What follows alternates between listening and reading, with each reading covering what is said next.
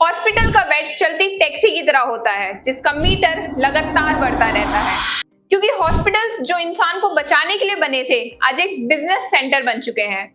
Hospitals को हमारी health का गार्डियन माना जाता है, लेकिन क्या कभी आपने सोचा है कि ये हॉस्पिटल्स आपकी हेल्थ से ज्यादा आपके पैसे में इंटरेस्टेड हैं?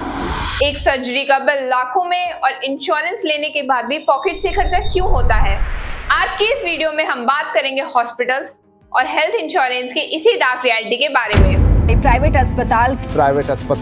अस्पताल नोट छापने की मशीन बन गए कि अस्पताल इन दिनों धंधा बन चुके हैं, धंधा जो कि गंदा है। इलाज के खर्चे से भी कई लोग गरीब हो गए, कंगाल हो गए। प्राइवेट अस्पताल 35% तक मुनाफा कमा रहे हैं और 13 दिन का बिल 1.5 लाख के ऊपर निकल गया था।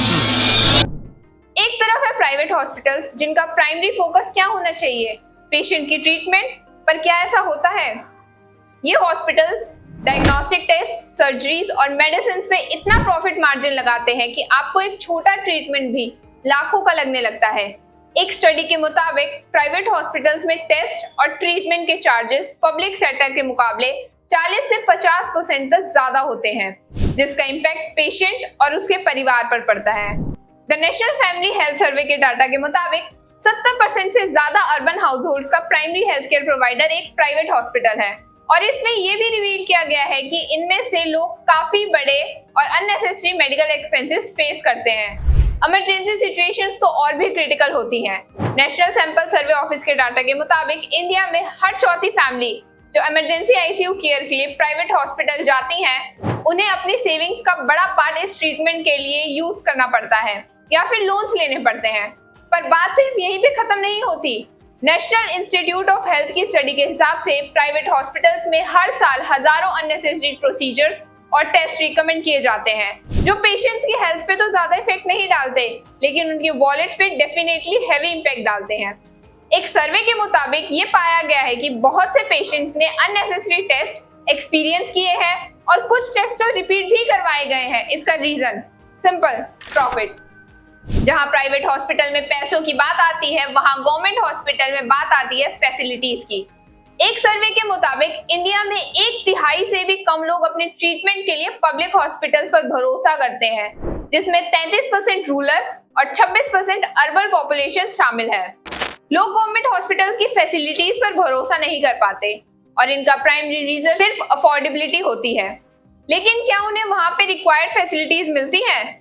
मैक्सिमम गवर्नमेंट हॉस्पिटल्स में इक्विपमेंट आउटडेटेड है और स्टाफ की कमी की वजह से पेशेंट्स को प्रॉपर केयर नहीं मिलता। एक रीसेंट रिपोर्ट के हिसाब से गवर्नमेंट हॉस्पिटल्स में इंफ्रास्ट्रक्चर की कमी इतनी है कि इंडिया में हर 1500 पेशेंट के लिए सिर्फ एक बेड अवेलेबल है, और ये भी तब जब हेल्थ केयर की डिमांड दिन ब दिन बढ़ती जा रही है। पेशेंट को या तो काफी लंबी लाइंस में वेट करना पड़ता है या उनका ट्रीटमेंट कभी हो ही नहीं पाता। गवर्नमेंट हॉस्पिटल्स में ना सिर्फ स्टाफ की कमी है, बल्कि आउटडेटेड इक्विपमेंट का भी बड़ा प्रॉब्लम है। नेशनल हेल्थ प्रोफाइल के हिसाब से गवर्नमेंट हॉस्पिटल्स में 40% से ज्यादा मशीन्स और मेडिकल इक्विपमेंट्स या तो आउटडेटेड है या नॉन फंक्शनल।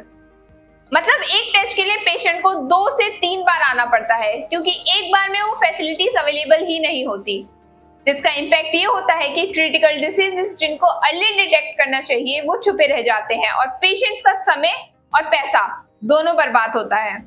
तो प्राइवेट हॉस्पिटल्स पैसों की लूट में लगे हैं और गवर्नमेंट हॉस्पिटल्स तो बेसिक फैसिलिटीज ही प्रोवाइड नहीं कर पाते। ऐसे में एक आम आदमी के पास ही उम्मीद बचती है हेल्थ इंश्योरेंस। पर क्या हेल्थ इंश्योरेंस वो सिक्योरिटी है जो हमें जरूरत के टाइम पे सपोर्ट करेगा? बहुत से लोग अपनी सैलरी का एक हिस्सा हेल्थ इंश्योरेंस पे लगाते हैं ताकि उन्हें लगे कि उनका मेडिकल फ्यूचर सिक्योर है, लेकिन जब क्लेम करने का वक्त आता है तो कई प्रॉब्लम्स आती हैं। इंडिया में हेल्थ इंश्योरेंस का क्लेम प्रोसेस काफी लोगों के लिए बड़ी प्रॉब्लम बन गया है। आपको जान के हैरानी होगी कि पिछले 3 सालों में काफी क्लेम्स या तो रिजेक्ट किए गए हैं या फिर पार्शियली अप्रूव किए गए हैं। एक रीसेंट रिपोर्ट में लोकल सर्कल्स ने ये रिवील किया है कि पिछले 3 सालों में हेल्थ इंश्योरेंस क्लेम फाइल करने वाले 43% पॉलिसी होल्डर्स ने अपने क्लेम को प्रोसेस करवाने में काफी स्ट्रगल फेस किया। अब सवाल उठता है कि आखिर ये इश्यूज हो क्यों रहे हैं?